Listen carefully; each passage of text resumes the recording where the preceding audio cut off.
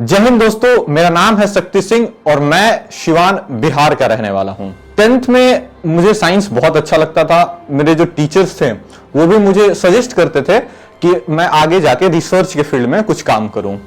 As every good student inspire to prepare for JEE Mains examination in 11th and 12th. In the same way, I started my JEE preparation in 11th. But soon I realized that I was not fit enough for the chair and table duty or for the work with machines. जाहिर सी बात होती है कि जब भी बात आती है डिफेंस फोर्सेस ज्वाइन करने की, तो there is a doubt, there is some suspicion in the minds of parents कि हाउ विल दे मैनेज और who will take care of them in the old age. But fortunately, my parents always supported my decision. When I told them that I am going to prepare for ND examinations, at that point of time, they supported me. They supported my decision and I started my preparation. चूंकि मैं newspaper पढ़ता था तो English भी अच्छी थी।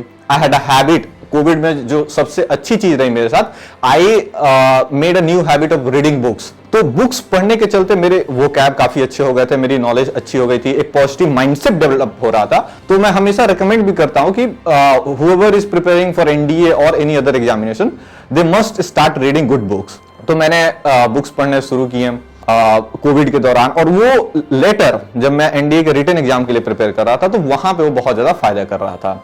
तो हमारा प्रिपरेशन शुरू था, 12th था, हम लोग 12th की भी तैयारी कर रहे थे, सिलेबस बढ़ चुके थे। उसके साथ साथ चूंकि मैं न्यूज़पेपर पढ़ता था, मैं बुक्स पढ़ता था, उससे मेरे जीएस पार्ट भी कवर होता था। और जो भी आप चीजें पहले पढ़े होते हो आप अपने क्लास 10th में, क्लास 9th में, क्लास 8th में, इन क्लासेस में मैंने जीएस जो हिस्ट्री है, सिविक्स है, पॉलिटिकल साइंस है, उसको बहुत इंटरेस्ट से पढ़ा था। Luckily I had got good teachers, तो वहां पे मैंने बहुत इंटरेस्ट से पढ़ा था। तो बाद में जो मुझे पढ़ने को मिल रहे थे जीएस, वो चीजें मेरे लिए बिल्कुल नई नहीं थी, वो जस्ट एक रिवीजन था। तो उस तरीके से मैंने एनडीए रिटन पेपर की तैयारी की और हम लोग अब पेपर में अपीयर हुए। और the day when the PDF was released and I found my roll number there, that was amazing feeling. मतलब मुझे खुद विश्वास नहीं हो रहा था। मैं गया, मैं अपना एडमिट कार्ड उठाया, मैंने दोबारा से अपने रोल नंबर्स देखे, मैंने कई सारे कोचिंग को शॉर्टलिस्ट किया, सबसे डायरेक्ट कॉल कर करके बात की, पता की कि उनका कोर्स स्ट्रक्चर क्या है, उनके रीसेंट सिलेक्शंस क्या रहे हैं, और बहुत सारों से मैंने बात की।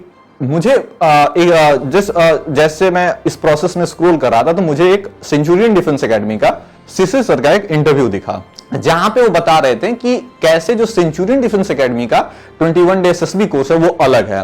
देयर ही वाज मेंशनिंग कि you need 21 days to create और ब्रेक अ हैबिट। 21 दिन में आप कोई भी आदत बना सकते हो या कोई भी आदत जो पुरानी गलत आदत है उसको छोड़ सकते हो। And the best part about SSB is that SSB is a way of life. जैसे आप अपने जीवन में जीते हो उसी चीज को आपको एसएसबी में शो करना होता है, और कई सारी नई चीजें आपको एसएसबी के दौरान सीखनी है। तो at least you should give 21 days dedicatedly for SSB. तो ये 2-4 चीजें मैंने सेंचुरियन के बारे में पढ़ी और मैं अपना सामान पैक किया, मैं सेंचुरियन डिफेंस एकेडमी पहुंच गया। मैं यहाँ पर आया, मेरी क्लासेस शुरू हुई, साइकोलॉजी की क्लासेस हुई, जीटीओ की क्लास हुई, मेरे पर्सनल इंटरव्यू हुए, और धीरे धीरे मुझे एसएसबी की प्रोसेस क्लियर हो गया। मुझे समझ में आने लगा कि भाई पैरामीटर ऑफ सिलेक्शन क्या है, जो चीजें हैं, जो टेस्ट हैं, वो क्यों हैं, हमसे स्टोरी क्यों लिखवाया जाता है, हमसे जब स्टोरी लिखवाया जा रहा है तो उसकी क्या रिक्वायरमेंट है, हमसे क्या पूछा जा रहा है, क्या वो एक्सपेक्ट करते हैं हमसे इंटरव्यू में, हमसे जीटीओ में क्या एक्सपेक्ट किया जाता है। और जब आप ये चीजें समझोगे तो रास्ते आसान हो जाते हैं। अगेन, तो जब मैंने ये चीजें समझना शुरू किया, और सेंचुरियन में चूंकि हमारे रेगुलर क्लासेज होते थे, और जो सबसे बेस्ट पार्ट थे कि जो भी हम लोग टेस्ट देते थे, जो भी हमारे टास्क होते थे, उसके बाद हमको पर्सनल फीडबैक दिया जाता था कि आपको इन चीजों पे काम करना है। और मुझे लगता है that is the best part जो मुझे मदद किया और मेरे जैसे कई कैंडिडेट्स को मदद किया। तो वो जो हमारा पर्सनल फीडबैक था उस पर हम लोगों ने काम करना शुरू किया, और वो धीरे धीरे हमारे अंदर जो कमियां थी वो खत्म होते गई और हमारे अंदर OLQs डेवलप होने लगे। Today itself I give a lot of credit to the director of Centurion, Shishir Dikshit sir, जो पर्सनल फीडबैक मिलते हैं बच्चों को। जब कोई टीचर आके बच्चे को पर्सनली कुछ बोलता है तो फिर बच्चों को रियलाइज होता है कि आई हैव समथिंग इन मी और मैं ये कर सकता हूं। एसएसबी में चीजें थोड़ी डिटेल हैं, प्रोसेस थोड़े अलग हैं। एसएसबी में ऐसी ऐसी चीजें कराई जाती हैं जो और कहीं किसी और इंटरव्यू में नहीं होता है, जैसे जो साइकोलॉजिकल टेस्ट है, जो जीटीओ है। तो ये जरूरी है कि एसएसबी की चीजों को आप समझो, आप पैरामीटर को समझो कि वो चीजें क्यों कराई जाती हैं और आप आपसे वो क्या एक्सपेक्ट करते हैं। और ये जो चीजें मैंने समझी, उसके बाद मैंने अपने एफर्ट्स डाले और बहुत आसानी से मेरा एसएसबी भी क्लियर हो गया।